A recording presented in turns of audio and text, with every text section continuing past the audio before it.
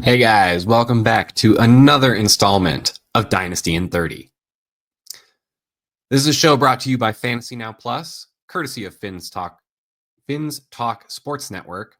You can find this episode on Finns Talk Sport Network Extra. Be sure to tune into the channel throughout the week for our other content. On Mondays, you're going to get the fantasy recap with Justin and Josh. And on Friday goes live with Pudge and the Fantasy Nobody when they do Suds and Studs. So today, I'm going to follow up on our topic from last week, tight ends. We're going to take a peek around the league at a few tight end rooms that we need to determine whether we're going to buy, sell, or just avoid in general.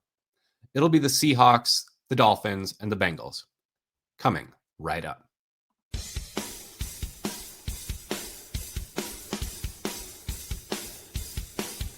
You're watching Dynasty in 30, only on Fantasy Now Plus.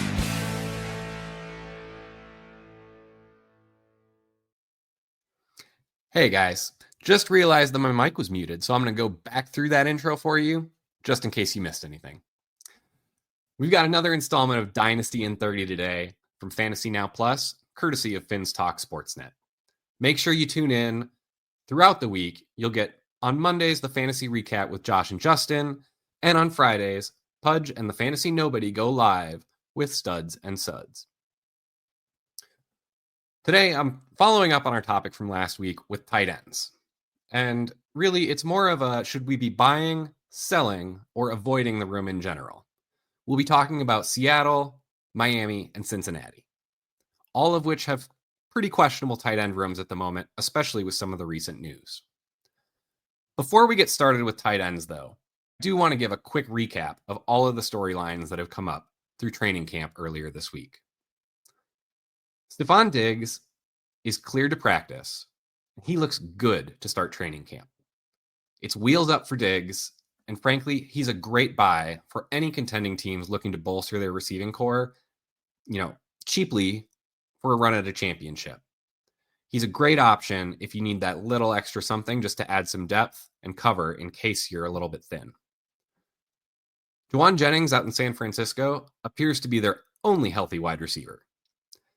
He does want to get paid, so there's a little bit of a threat there. But Purcell and Ayuk aren't ready to practice, and it sounds like a significantly shorter timeline for Purcell than Ayuk. I'd be sending out offers for Ayuk anywhere, especially where I'm rebuilding, and just looking to hold all of those shares while he finishes his recovery, because you're going to see he will come back and he will produce just like he did before. Justin Fields left practice earlier on a cart due to a dislocated toe. All signs are pointing to this being a minor setback, as he was back out on the practice field the next day. I don't think there's anything you need to take from this other than just understand that it's a little bit dangerous having a running quarterback. Darnell Mooney did injure his shoulder, and he's going to miss most of training camp. To compensate, Atlanta signed DJ Chark to fill in for Mooney, and I view that as a straight one-for-one replacement while Mooney recovers. Frankly, you can just expect that offense to lean more heavily on their stars. Bijan, London, Pitts, until Mooney's ready and ready to go. Joe Mixon is going to miss some extended time with a nagging foot injury. This is new today. The Houston front office views Joe Mixon as their workhorse, even with the addition of Nick Chubb. While Mixon is out, you can fully expect Chubb to get a heavy dose of carries, with Woody Marks used primarily as a pass catcher. But once Mixon is back, I do expect him to take back the lion's share of the touches over both Chubb and Woody Marks. So I would really monitor the news here, see if you can get a better idea on the timeline. If we're talking, miss the first couple weeks, I would absolutely go out and be buying Joe Mixon. His role is going to be solid when he's back. The problem is, if this is an injury that really drags out and goes all season, that's where we run into problems if you're trying to contend. If you're not trying to contend, go out and buy him now, because people are going to be worried about that injury. And frankly, when he is healthy, it is clear he is the workhorse back in Houston. And finally, one last story today. Treylon Burks fractured his collarbone in practice, and he's going to be out for a while. Now, I don't think that Burks was set to be particularly fantasy relevant this year, but what it does do is improve the outlook for Tyler Lockett, who becomes a security blanket for rookie QB Cam Ward. I think it gives Lockett maybe one more run as a wide receiver 3, and frankly, he's so cheap, there's about no risk to it. I just don't see anyone else that's going to be catching passes outside of Ridley and maybe Chigakonkwo. So that wraps up the news for the week. If you think I've missed any storylines, feel free to let me know. You can tag me on Blue Sky at FFPhilosopher, and I'd be happy to give you my thoughts on NFL updates. But let's shift gears to our main topic, the tight end rooms. Starting with the Seahawks, which really, their depth chart was supposed to be Noah Fant, AJ Barner, and then rookie Elijah Arroyo. But this week, we had a surprise release of Fant, which has led to some major speculation about what they're going to do in that tight end room. With Fant gone, you have to remember that AJ Barner is definitely more of a blocking tight end. He's got adequate receiving skills, so he can give you something in the receiving game, but his main objective out here is going to be to help establish the run for Ken Walker. Arroyo is going to fit more into that Fant role. The role getting downfield, catching some passes, some blocking, but more, in that 12 personnel set, he's going to be the one that's going out in pass patterns. However, don't get your hopes too high on Arroyo. His prospect profile really left a lot to be desired. I just want to point out, he had a sub 10% reception share while he was competing with Xavier Restrepo and Sam Brown. Now, you probably know who Restrepo is, but he's not expected to be fantasy relevant this year, and you may not even know who Sam Brown is. Those were Cam Ward's top targets in Miami, and if you're not significantly outpacing them, I struggle to see how you're going to make an impact in year one. Arroyo put up a yards per route run of 1.69 last year. Just to give you some context, the top tight ends in the class, Colston Loveland and Tyler Warren, they were at 2.67 and 2.91. So that's really not a particularly good mark. It's not very efficient. He wasn't demanding a huge share of the offense. I'm just not sold that he's going to be the answer to the receiving game in Seattle. Now, he had an avoided tackle rate of only 0.09 per reception. And again, that's pretty low for what we want. We'd really like to see that be more in the 0.2 range, about twice as high. If I add all of this up, really, a lot of the closest comps I could find in my database, they're guys that maybe gave you something, but never really panned out to be the true fantasy difference maker tight end that you were looking for.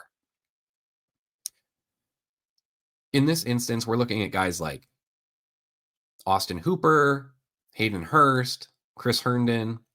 Tyler Eifert came up, which he had a good stretch as that touchdown maker in Cincinnati for a while, but realistically, he never really put it together to get that really strong tight end season. He was either catching touchdowns or getting injured. So I'm viewing Arroyo as really, really likely to have significant growing pains as a rookie. I expect the opportunity to be there for a decent role, but that also is going to mean added pressure and defensive focus. The best hope is really that Ken Walker gets the running game rolling and can open up play action for Arroyo. He's really going to thrive if he can get into some intermediate routes with linebackers and safeties having to shift their position after adjusting for a run fake. I'd fully expect this to be about a 12% target share, which isn't terrible, but also isn't towards the top of the tight end spectrum. We're talking in the range of 40 receptions, 400 to 500 yards, and a few touchdowns. It's solid numbers for a rookie tight end, but it's not great if you're looking to compete. He's definitely worth an early round 3 rookie pick in Superflex, or if you're in 1 QB, late second round. I expect him to get there, but this isn't the year for him. Now again, AJ Barner is more of a blocking tight end. He's really going to be helping to seal the edge in the run game to help spring Kenneth Walker. His goal is really going to be leaking out off of those blocks, just enough to keep the defenses honest. He's going to be involved in the short passing game, and he's got decent hands for that, but he's not a game breaker. He's just going to be trying to find space in the flat or sit down in an open zone to show Darnold his numbers, take the 5, 6, 7 yards, whatever's there, fall down, and get to the next play. I'd look for about a 6% target share there, good for 20-some receptions and about 200 yards. Nothing really to write home about there. If we move on from the Seattle room, let's go to the other coast, all the way down to Miami. This offseason, the Dolphins traded Jonnu Smith to Pittsburgh. He vacated 109 targets. That's a substantial offensive role. To fill that void, Miami did bring in noted rapper Darren Waller, and they did sign Jalen Conyers as an undrafted free agent from Texas Tech. There's no nice way to say this, but I'm not targeting this room. They just don't have it this year. Darren Waller is 32 years old. He's coming out of retirement after missing the entire 2024 season, and even in 2023 when he was playing, he missed about half the year to injury. It has been a long time since we've seen good Darren Waller. I'm just not sure that guy exists anymore. I'm thinking Miami's just looking to put someone out there who has a reputation to see what defenses are going to do and try and keep them honest. I just don't see that he's going to get all that much of an opportunity, or even if he does, that he would be that effective. I fully expect this to be a situation where they just shift targets to their more reliable weapons. Remember, you still have Tyreek Hill, Jalen Waddle. Devon Achane is a great pass-catching back. He actually does a lot of damage through the air rather than on the ground. So I think that's what you're going to see is a shift away from the tight end room in general. And I don't think Waller is someone that you're really going to want to target. I know he was on the waiver wire, and you probably saw people spend a bunch of their fab on him. I certainly saw some people spending up to 50%. In one league where someone was tight end desperate, it's actually a 2 tight end premium league. He did go for the full fab budget, which, hands off, like good for that owner. I'm glad they were able to get a tight end, but that's probably not going to be a winning strategy. The guy that I do want to keep my mind on in this room is Jalen Conyers, that undrafted free agent. He is a player that my tight end model was actually sneaky high on. Well, to really fit the profile that I'm looking for, he needed to get better draft capital. Remember, he was an undrafted free agent for a reason. But he hits all of the athletic markers that I'm looking for that have been proven to help identify star tight ends. He registered a 103 speed score, which we're looking for at least a 102. So that's where we're compensating for weight. So bigger tight ends don't have to run as fast to have a good speed score. But when you're a smaller guy, you better be able to run. That's what it does to really level the playing field. He meets that threshold, no problem. In terms of a vertical jump, he hit 35.5. That's really solid. It's a number that you can go out there, have someone throw up a 50-50 ball in the red zone. Maybe he comes down with it in the end zone. His broad jump, 121 inches. We're looking for something above 117, so he cleared that, again, fairly easily. The agility drills, which in my mind are really where I like to focus, his 3-cone drill was under 7 seconds when I'm looking for under 7.15 seconds. And then his short shuttle was 4.27, where I'm looking for under 4.32 seconds. So every single athletic marker there, he met. It wasn't a situation of we need to compensate. Well, he almost made this one. He didn't quite make this one, but he makes up for it. He hits everything. Okay, he is athletic enough to be a star tight end in the league. The question is really going to be, does he have the hands? Does he understand the role? And how well does he develop? He's a guy that is definitely on my stash radar in Dynasty. I'm really going to be paying attention to what he looks like in limited snaps this year. I don't expect him to have a big role in 2025. That's just not what this is about. But if you're looking for a guy who you might be able to get for next to nothing, I mean, he might be on your waiver wire right now. In fact, he probably is. So go out and look if you are tight end needy. I think if he flashes at all, if he shows any downfield receiving ability, I'm going to be scooping him up everywhere and just sitting him on the end of my bench. I'll see what happens with Darren Waller this year, but I do not expect him to be back. We'll see if Miami does anything else to address the position. But I think Jalen Conyers might be the future there. Even though he doesn't have the draft capital, he's got all of the skills necessary. Now, let's shift over to Cincinnati. This is one that people are going to feel a little iffy about. You got the Bengals, who, by all accounts, don't have a defense. Just straight up, they are going to try and outscore people this year. They're not paying Trey Hendrickson, who is actually out of state during camp. So that's not really a good look. They've been paying their offensive players. They've locked up Burrow. They've locked up Chase. They gave Higgins a contract. Even Gesicki got a 3-year extension. So what are we doing in this tight end room? You've got Gesicki as the established starter here. Okay. He's a reasonable player. I'm not going to complain if I have to roll him out. He's athletic enough. He's got the pedigree in terms of pass catching. I just don't think there's enough there for the tight end role in this offense to make him anything better than a replacement level player. I think Mike Gesicki will do fine. Just remember, he's the third target in Cincinnati's high-flying offense in 2024. And that's not going to change with Chase and Higgins around. He is under contract until 2027. So if you go out and get Gesicki now, you could have him for 3 more years. But note, if you look closely at his contract, the Bengals actually have an out after this year where they could cut him and actually save money against the cap moving forward. So there is a chance that this is his only year with the Bengals on this contract. I think you can expect pretty similar production to last year. It's enough scoring to not kill you, but he's not going to be a difference maker in your matchup from week to week.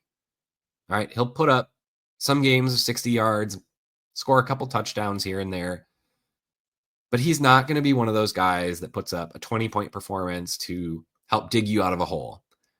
He's not a guy that's going to be getting you 15, 16 consistently every other week. It's going to be, 8 points here, 7 points there, enough that you're not falling behind too much. And then when he scores a touchdown, maybe you get an advantage at the tight end spot that week. The bigger storyline that I'm going to be watching from the Bengals this year is the recovery of Eric All, which you really don't even have to tune into their games for. He's coming back from an ACL tear in his right knee for the second time in the last 2 years. He's likely out for the entire season. However, as a fan of the Iowa Hawkeyes, I got a close-up look at All for the short time he was with the Hawkeyes after he transferred from Michigan.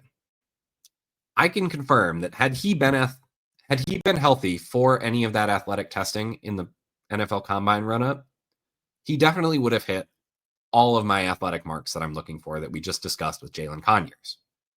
He would have been a guy that would have earned the right draft capital, would have shown the athletic testing, and he would have been a priority target. Unfortunately, he wasn't healthy. He was coming off his own ACL tear back from his senior year of college.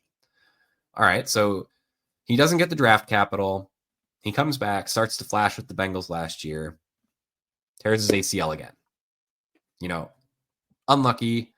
I know there are people out there who are going to say he can't stay healthy. Injury prone, gets thrown out. I don't buy into that. I think if people come into a season healthy, I'm not worried about them getting injured. It might happen. It's a physical game. That's just kind of the nature of it. But right now, he's going to have a chance to get fully healthy this year and then come into 2026 fully healthy with an aging Mike Gesicki in front of him. And he has looked very, very, very good as a pass catcher. All right. If he comes out, has a great offseason, the Bengals very well may look at Gesicki's contract and decide they do not need to keep Gesicki around. They can cut him, save some cap room, maybe find a way to pay some of their defensive players. Who knows? Eric All is one of those players, though, that you want to be getting for cheap. He's almost free. You can get him for like a 4th round rookie pick. All right. This is a guy who should have been going probably 2nd round in rookie drafts had he stayed healthy, that you can now get as a 4th round pick. I don't know if you remember who you picked in the 4th round this year. Maybe you got lucky and it's someone who had an injury ahead of them. But year after year, those 4th round picks just don't tend to hit. So feel free to send him away and get a guy who has the pedigree to actually turn into something. So that kind of summarizes the tight end look around the league for today. I do want to note for the Bengals as well, actually. Noah Fant did actually go and talk to the Bengals after he was cut. He did not get a contract offer. So if you are hanging on to those Noah Fant shares with some hope, it's not looking good. I would probably start taking what you can get for him. He's just, his play has dropped the last couple of years. He's just not the player that they thought he was going to be, which is why he's now unemployed. So don't hold out hope there. I think turn around, get what you can get, cut your losses, and move on. Just, take a shot on some of these younger guys. I do want to talk a little bit, though, about tight ends because I've been doing some research on the side here. I know I've been talking about tight end profiles and looking at what you need to hit from an athletic standpoint, markers that you need to hit from a production profile, that type of stuff, to come up with like a safe tight end prospect profile. What I've noticed is you really need to start grouping these players by archetype. So if you think about tight end play, I was kind of mentioning earlier with Seattle, you've got AJ Barner, who's more on the blocking side of things. And then you've got Arroyo, who goes more downfield. But what about the guys that don't go downfield and don't block? You still have that group that can get open and has great hands. They're reliable. They catch the ball. They give you those receptions. They're good in PPR, but they're not necessarily going to be putting up huge games with huge receiving totals. They're going to be the ones that sneak into the end zone a couple times when they're not the focus of the defense. Their quarterback's going to trust them. I'm going to have some work coming out that's going to show you the differences in the profiles depending on what you're looking for. If you want the guys who can go downfield, outrun some of the linebackers, go 2 for 80 and a touchdown, I can help you find those guys. If you're looking for guys who can just get upfield, find the soft spot in the zone, catch 5 or 6 balls a game, I can help you find those guys too. It's really good. The main difference is just what athletic skills you're looking for. If you want to go downfield, you got to have some speed. If you can't outrun players, it's not going to happen. You got to either be able to outjump them then, which is a tough skill in the NFL, or you got to find ways to get open with your agility. That said, these possession receivers, all you need to do is have a lot of agility, some short area quickness. Get open quick, your QB hits you, make the catch and fall down. It's not flashy, but hey, a catch is a point. That's all you got to do. At 5 or 6 times, fall into the end zone once, you're good to go for that week. Jamie's out here spitting some facts. We got a good one. AJ Barner was 2nd in touchdowns for rookie tight ends last year. I did not know that, actually, so thank you for pointing that out. I am a little bit surprised. I'm kind of wondering how much of that was due to Noah Fant struggling. I know the Seahawks do run an offense that can be pretty good for the tight end, and they do have some opportunities this year. But, yeah, he's following it up. It is only 3, so it's not a super impressive number, but hey, I mean, anytime you can get your name up there as 2nd in something, sounds pretty good. So, let me get back on track there.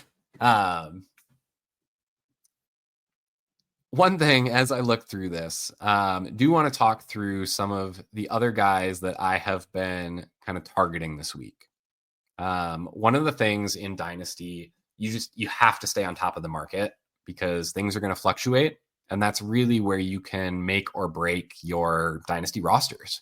If you can get ahead of the game, get some guys before they start gaining steam, that's really where you can make your bread. One of the big things, we talked about news earlier with Treylon Burks going down.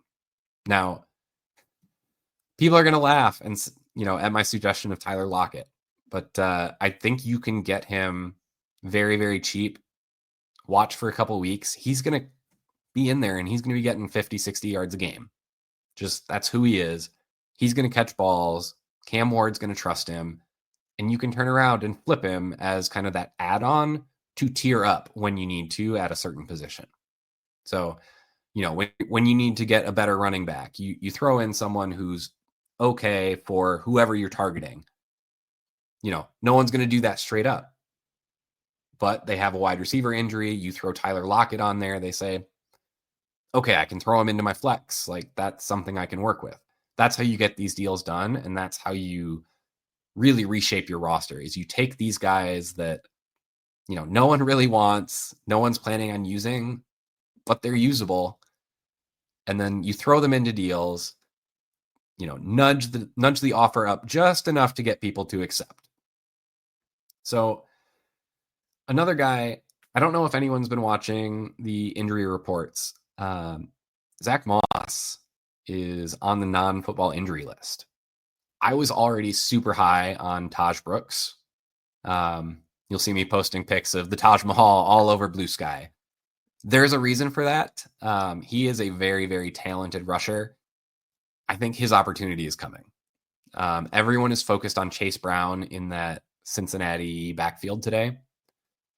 I don't know that we can necessarily trust Chase Brown over a full season. He was an okay prospect.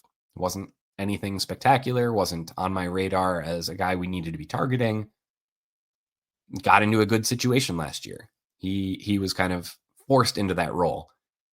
I think Taj Brooks is a guy who can come in as that secondary option and just outperform Chase Brown. I don't know if the Bengals coaches know what they have yet. I'm sure they have some idea. Obviously, they get paid to scout these guys. But Taj Brooks is one of those guys who can literally do everything you want a running back to do. Good in the pass game, good at run blocking. In my mind, give him a chance. He's going to get it done. All right, so I personally have been trying to sell off my Chase Brown shares at his current price. I'm not looking to, get everything out of him. He's already got pretty good value as people see what that Cincinnati offense can do. But I'm trying to get out of Chase Brown, move laterally over to someone like a Bucky Irving, who really outplayed his backfield mates. And then I'm turning around and trying to get Taj Brooks. I'm even trying to get him in our Fantasy Now Plus staff league from Justin, who's not really having it, but I'm going to keep working him. I'll give an update if I can get that deal done. But we are coming up on time today. So thank you for everybody that tuned in.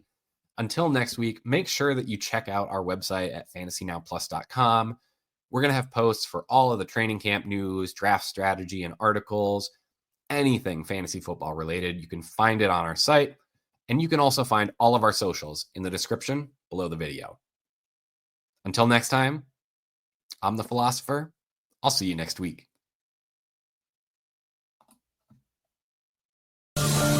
Thanks for listening. Be sure to like and subscribe wherever you watch or listen to podcasts. We'll be back next week for more ways to win your league.